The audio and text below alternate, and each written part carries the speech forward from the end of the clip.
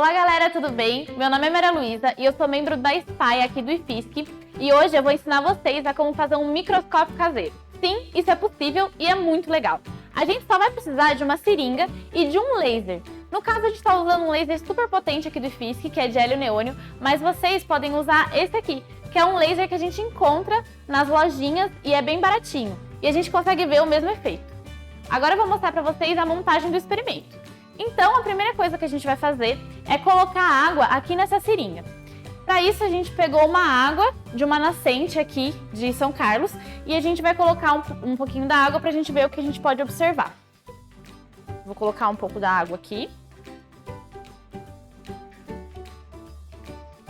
Pronto. E agora, o segredo desse experimento é a gente conseguir uma gotinha bem na ponta da seringa. Então aqui a gente vai colocar a gotinha, perfeito, e fazer com que a luz do laser passe exatamente aqui por dentro da gota. Com isso a gente consegue projetar a imagem no anteparo. E a gente vai mostrar para vocês agora como que fica a imagem no escuro quando a gente projeta no anteparo.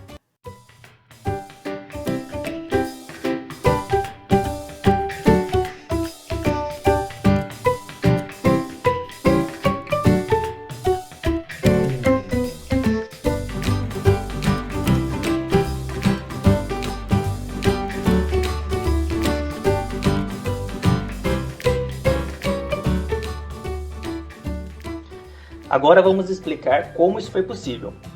Quando o feixe de luz de laser passa pela gota, ele sofre refração, mudando sua direção. A imagem então se inverte e aumenta, e assim podemos ver o que antes não víamos na gota d'água. Agora vamos apresentar para vocês, fizemos outro experimento. Nele a gente usou um laser azul e na gota d'água tinha a larvinha do mosquito da dengue. Acompanhe no próximo slide.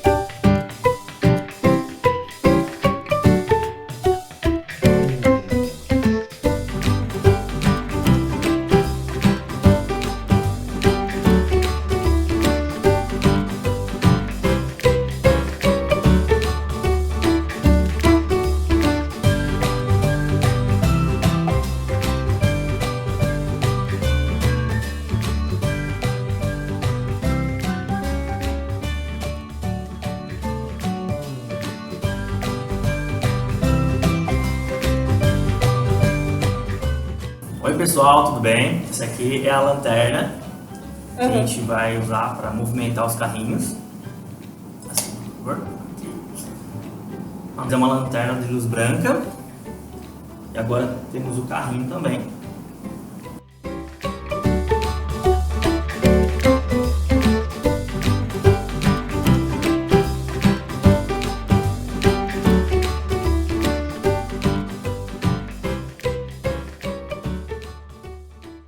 Bom, e agora a gente vai explicar o funcionamento do experimento corrida de luz. Em cima dos nossos carrinhos de brinquedo, a gente tem uma célula fotovoltaica, que é uma célula que é sensível à luz. Então, quando a gente incide a luz no carrinho, vai fazer com que essa célula fotovoltaica ela se ative e faça com que os carrinhos se movimentem. Agora dá para você brincar com seus amigos.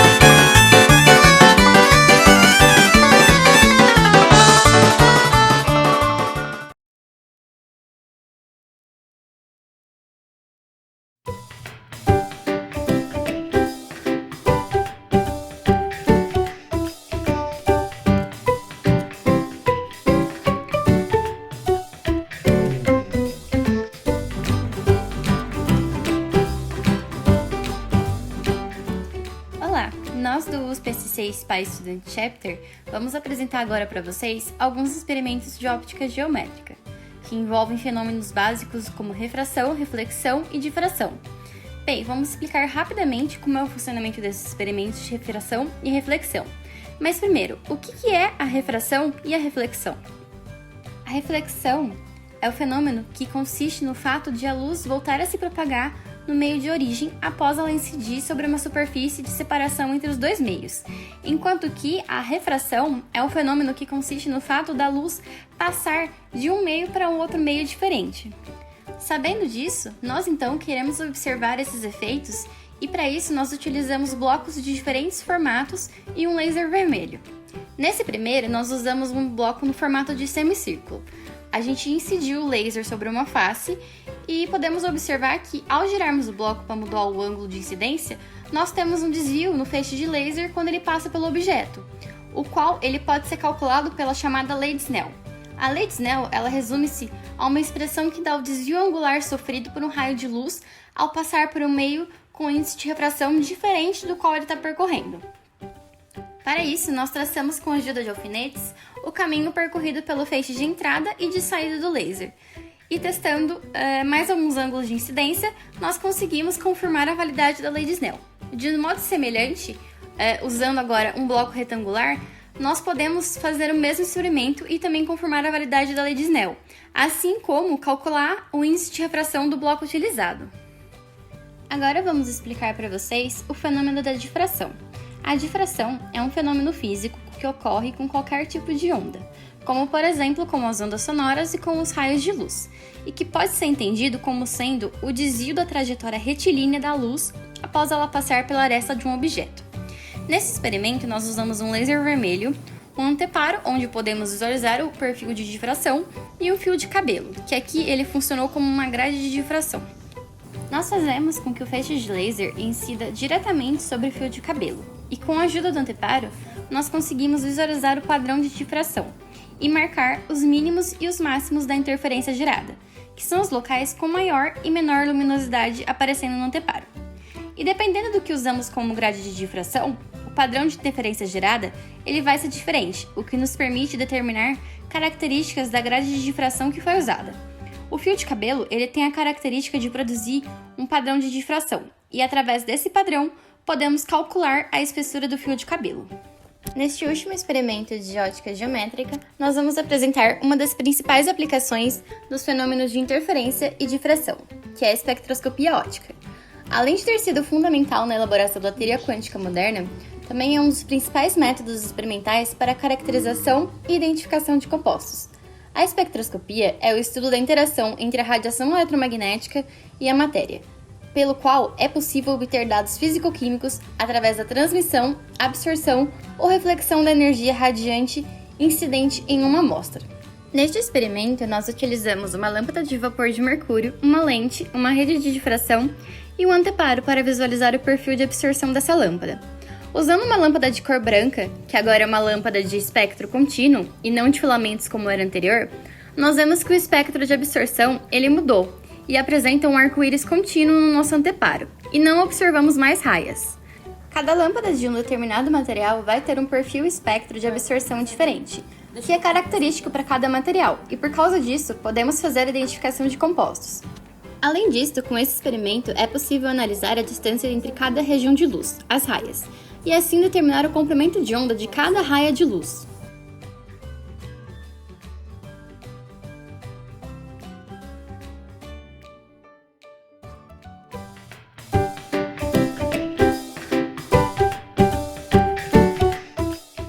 O semiespelho ele é basicamente composto por um material que tem as propriedades com que a luz tanto atravesse esse material quanto seja refletida por ele.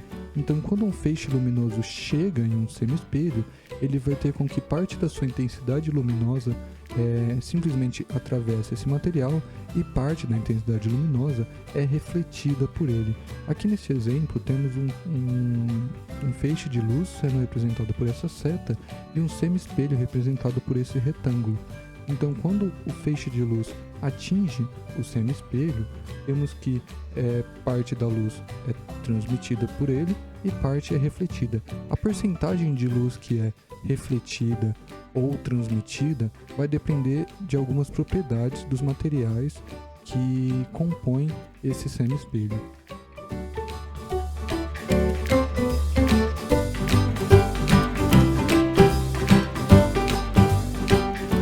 Olá, eu me chamo Giancarlo, eu sou estudante de mestrado no Instituto de Física de São Carlos, IFISC, e faço parte do espaço do Instituto aqui do Instituto. O experimento da metamorfose ele se baseia em dois objetos nos quais serão feitos a transformação entre si e um semi-espelho plano posicionado com uma angulação de 45 graus entre a linha que liga os dois objetos e o eixo do espelho. A posição desses objetos é feita de forma com que um dos objetos fique atrás do espelho e o outro fique um pouco na frente. E com a mudança da iluminação entre esses dois objetos, a gente consegue fazer com que haja a transformação da imagem que é observada pelo observador entre um objeto e o outro objeto. Aqui no nosso exemplo, o objeto 1 seria o ovo de galinha e o objeto 2 seria o pintinho de brinquedo. Então, quando a luz está iluminando diretamente o ovo de galinha, a intensidade luminosa que vem dele e chega até o semi-espelho é muito maior do que a intensidade luminosa que vem do pintinho de brinquedo. Isso faz com que a imagem refletida pelo semi-espelho chegue com mais intensidade do que a imagem que seria atravessada do semi-espelho, advinda do pintinho de brinquedo, nos olhos do observador. E por isso a imagem formada é predominantemente do ovo de galinha.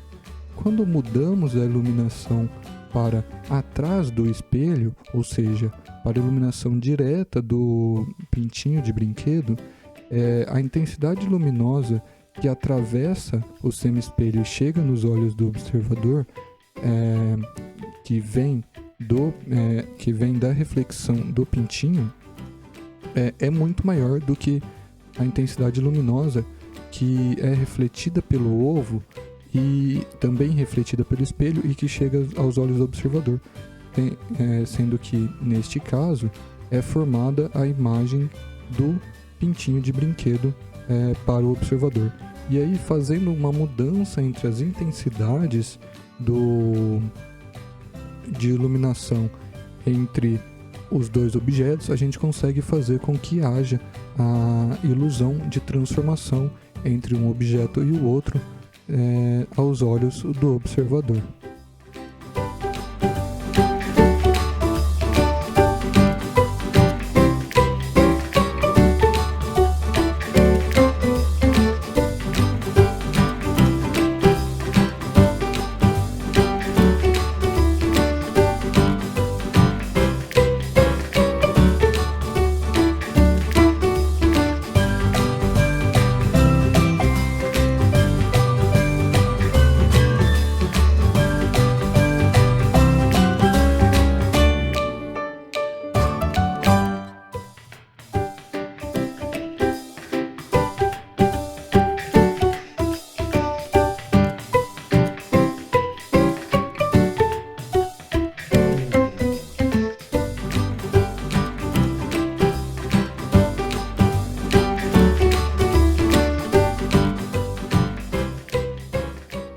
Oi, tudo bem? Meu nome é Gabriel.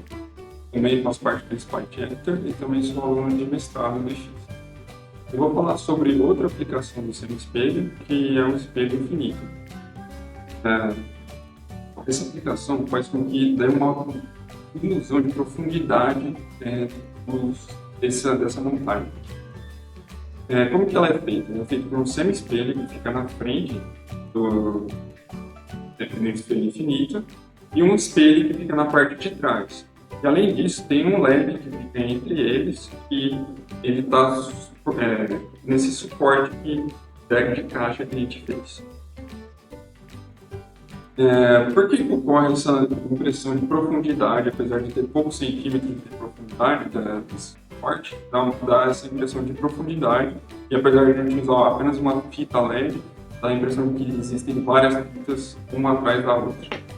Porque a luz do LED vai refletir tanto no espelho quanto no semi-espelho diversas vezes e criar essa ilusão com diversas fitas LED, cada vez mais fraca a cada subsequente reflexão. E por que você consegue enxergar isso? Porque é um semi-espelho na frente. Esse semi-espelho vai tanto transmitir uma parte da luz para o observador, quanto também refletir para o outro espelho. E por fim, por ser um efeito bem legal, existem artistas, né, de arte contemporânea que usam esse tipo de efeito para criar suas obras.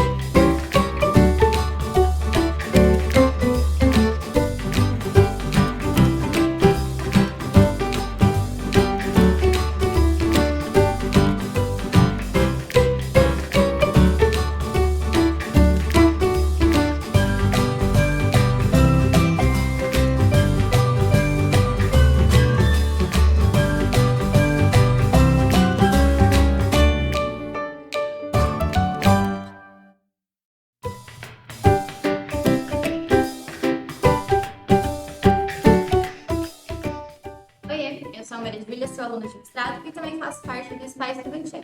E vou falar de mais uma aplicação do espelho, que é o holograma. A simulação do holograma, ela faz o uso de 4 semi-espelhos perpendiculares e 4 imagens espelhadas entre si dispostas em 4 quadrantes.